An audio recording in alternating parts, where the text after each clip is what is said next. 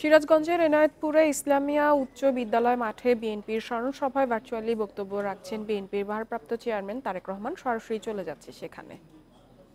এই মানুষগুলোকে কিভাবে সহযোগিতা করা যায়, কিভাবে তাদেরকে স্বাবলম্বী করে গড়ে তোলা যায়, কিভাবে তাদেরকে সহযোগিতা করা যায়, সেটিই থাকে বিএনপির পরিকল্পনা, সেটিই থাকে বিএনপির চিন্তা। সেজন্যই প্রিয় ভাই বোনেরা, এই যে একটু আগে বললাম, আপনাদের এলাকার নাম যখনই আসে, যখনই আমরা বেলকুচির নাম শুনি, যখনই আমরা চোহালির নাম শুনি, যখনই আমরা কামারখন্দের নাম শুনি, তখনই আমাদের সামনে প্রথমে আরো অনেক কিছু আছে, কিন্তু প্রথম যেটি ভেসে উঠে চোখের সামনে সেটি হচ্ছে তাঁত শিল্প। এই তাঁত শিল্প থেকে আমরা শাড়ি বানাচ্ছে আমাদের কারিগররা। এই তাঁত শিল্পের মধ্যে থেকে লুঙ্গি বলেন, গামছা বলেন, বিছানার চাদর। কিন্তু আমি চাই যে ইনশাল্লাহ, আমার যেটি ইচ্ছা, ইনশাল্লাহ বাংলাদেশের মানুষের সমর্থন নিয়ে বিএনপি আগামীতে সরকার গঠন করলে এই আগামীর বিএনপি সরকার এই তাঁত শিল্পের পেছনে এসে দাঁড়াবে, তাঁতিদের পিছনে এসে দাঁড়াবে, তাদেরকে সহযোগিতা করবে। কারণ কারণ এইখান থেকে যেই চাদর তৈরি হচ্ছে, এখান থেকে যেই শাড়ি তৈরি হচ্ছে, যে লুঙ্গি তৈরি হচ্ছে, প্রিয় ভাই বোনেরা, আজকে সারা পৃথিবীতে আমাদের বাংলাদেশের মানুষ ছড়িয়ে ছিটিয়ে আছে। সারা পৃথিবীতে বহু দেশে, প্রায় সব দেশে কোটি কোটি বাংলাদেশের মানুষ, বাংলাদেশিরা বসবাস করছেন। আমি চাই, আমাদের ইচ্ছা যে এই শিল্পকে, এই এলাকার যে তাঁত শিল্প, শুধু এই এলাকার ভিতরে বা এই এলাকার মানুষের ভিতরে শুধুমাত্র নয়, এই বাংলাদেশের ভিতরে শুধু নয়, এই শিল্পকে, এখানে যেই পণ্যগুলো তৈরি হয়, এগুলোকে কিভাবে সারা পৃথিবীতে ছড়িয়ে দেওয়া যায়, সে ব্যাপারে আমরা পরিকল্পনা গ্রহণ করব। প্রিয় ভাই বোনেরা, আপনাদের আপনাদের এই এলাকার আরো কয়েকটি সম্ভাবনাময় পণ্য রয়েছে। যেমন আমরা জানি চৌহালির চীনাবাদামের কথা। চোয়ালিতে চীনাবাদাম হয় না প্রচুর? চীনাবাদাম হয় চোয়ালিতে। এখন প্রিয় ভাই বোনেরা, এই চীনাবাদাম এই চীনাবাদাম তো পৃথিবীর, এই যে আমি বাধ্য হয়ে, এই যে বহু বছর, 15 বছর, গত এক যুগেরও বেশি সময় ধরে এখানে পড়ে আছে, এই দেশে পড়ে আছে।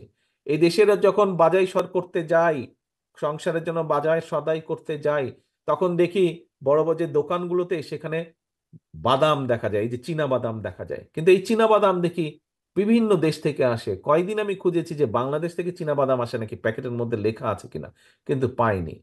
প্রিয় ভাই বোনেরা, আমরা কি চিন্তা করতে পারি না, এই যে চোহালির যে চীনা বাদাম, কেন এই চীনা বাদাম শুধু চোহালি বা শুধু সিরাজগঞ্জ বা শুধু উত্তরাঞ্চলের মধ্যে সীমাবদ্ধ থাকবে? কেন এই চীনা বাদাম যারা চাষ করেন, সেই কৃষকদের পাশে কেন সরকার এসে দাঁড়াবে না?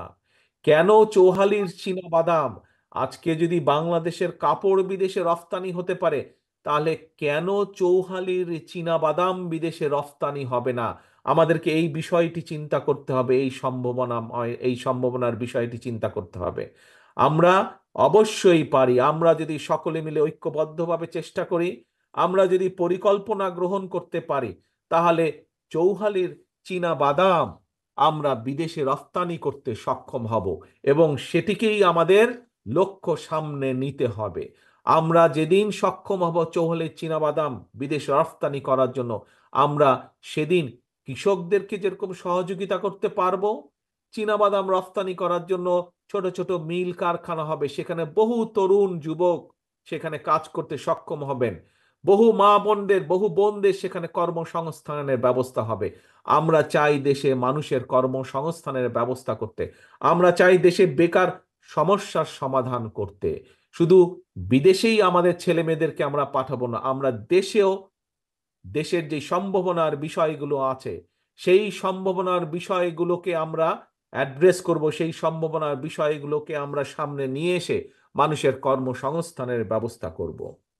প্রিয় ভাই বোনেরা, আপনাদের এখানে আরেকটি কৃষি দ্রব্য উৎপাদিত হয়।